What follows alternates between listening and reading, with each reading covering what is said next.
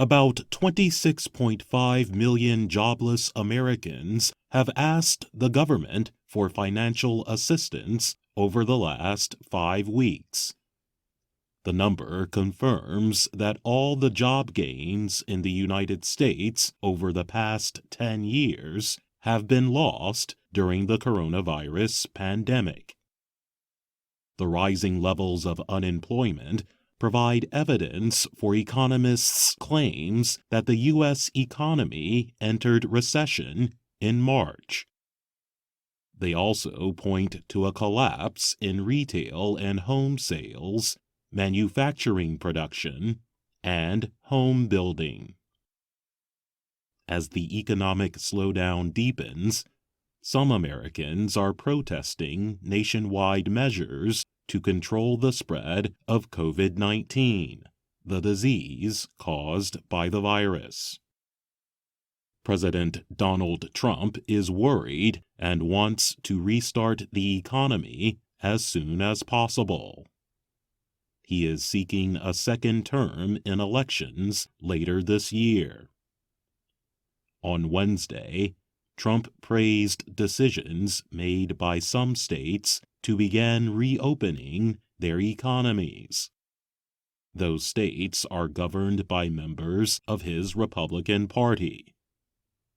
U.S. health experts have warned of a possible increase in infections if areas reopen before the disease is under control.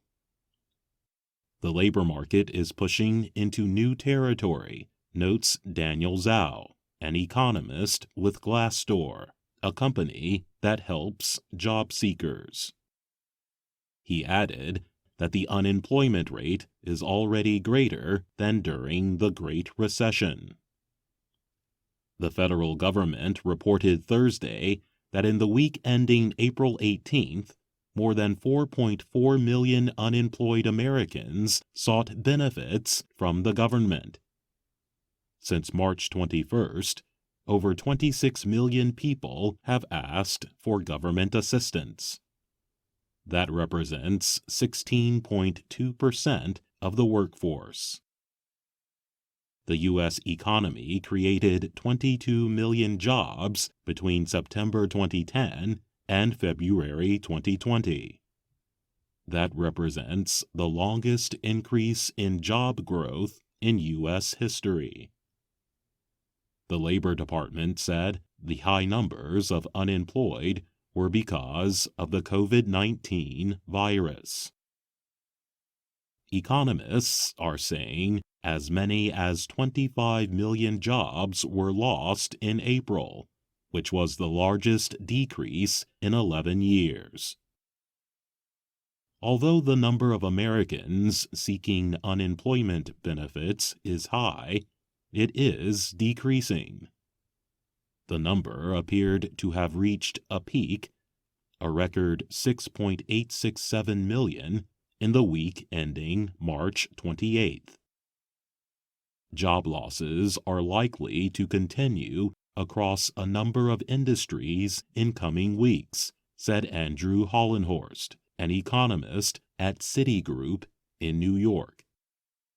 The decrease in unemployment claims is partly a result of congressional legislation. Under a $2.3 trillion program, small businesses are offered loans that could be partially forgiven if they are used to pay their workers.